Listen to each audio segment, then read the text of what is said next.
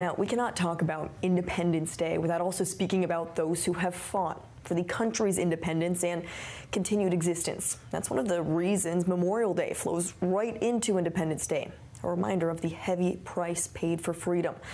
But specifically this year, as Israel continues to fight the longest war in its history, a war being fought on multiple fronts as enemies continue to attack the state of Israel. More than 800 soldiers have been killed on and since October 7th, 2023, including Master Sergeant in Reserve Zechariah Haber, a 32-year-old Jerusalem resident who fell in battle in northern Gaza on January 16th, 2024.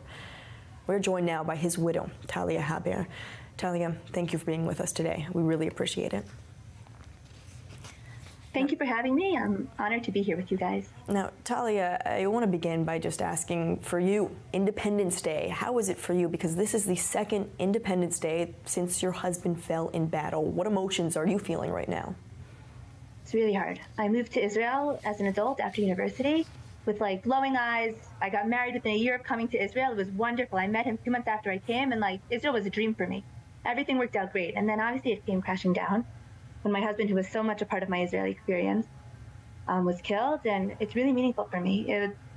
My husband always would write that Yom HaZikaron, going from Memorial Day to Independence Day, is always very hard. And he's been here through many wars, and it seems so unnatural to go from one to the other. And the way that he would always get over the transition was that he would always try and visit whatever was war-torn in the country. So if there was a battle in the South that year, he would always want to go to the South and say, we're here to reinforce and strengthen the South of the country. So I want to continue what he did. Well, I was reading exactly what your husband did right in 2019 about this difficult transition that you just talked about from Memorial Day to Independence Day, residents in the South being attacked by missiles. That was written in 2019, and it feels just as relevant today in 2025. And so for your husband, how did he view Independence Day? What would be possibly his message right now? Good question. He firmly believed that as a religious Jew, we should be living in Israel. And to him, was the greatest holiday was to be able to celebrate. That's us. It's a picture of us on Yom HaAtzmaut in Ashkelon along the southern beaches, celebrating Independence Day, having a great time. It was a huge holiday for us, a huge celebration. It's difficult, but a positive message that you are sharing. Now, Talia, I want to ask you right now, because there is this dilemma that has been gripping Israeli society. On the one hand, the question of to continue this war for the ultimate victory, bringing some sense of justice to everyone who has lost their lives for this vision of victory. But still, right now, that vision, it feels out of reach, as there are still 59 hostages held in Gaza. Some claim the only way for them to come home is to end the war, victory against Hamas or not. What do you say about this dilemma? I'm no political analyst.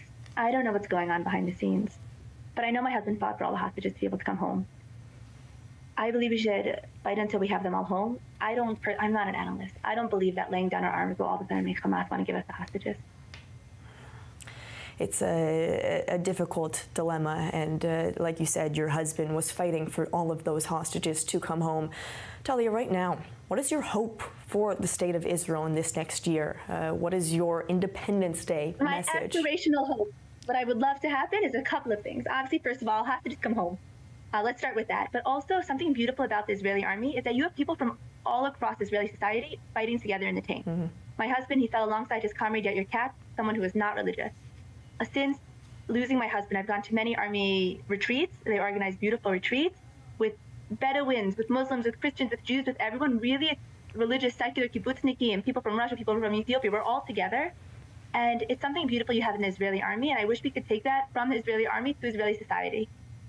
And how do we take that into Israeli society? As you just mentioned, we do see that, and the Israeli army is still such a large part of Independence Day, of celebrating and pushing forward for this independence that we have inside Israel. How do you think we take some of those values learned into Israeli society? We all go together. Let's all go on a teal together. We're all part of the same country. We've all fought together. We've all really lost together, and I see it. I've made many friends this year who've also lost their husbands, non-Jews as well as Jews, religious and secular. It's all the same pain. It's all the same country we're fighting for. It's all everyone here together on this 77th Independence Day. It truly is a message of unity that you have to share. Talia, what would your husband have to say about even the future of the state as we are here on this 77th Independence Day? What would he say? I don't know what he would say. I know what Nathan Sharansky said, something beautiful this year, that for the Jewish people to go almost 75 years without a pogrom is huge. We've accomplished a lot. It's amazing how much Israel's accomplished this past year. Whether deep in Iran we had assassinations, we had stuff in Lebanon, we had stuff in Syria, we had victories in Gaza, we had victories all over. It's amazing what we've accomplished, and we should focus on that and celebrate. We've got I don't know, I'm not there, but I feel like we've got the North home, we've got the northern border back home, we've got the South back home. It's beautiful. We've done so much, and let's be proud of it. Let's celebrate. We had our biggest exit we've ever had.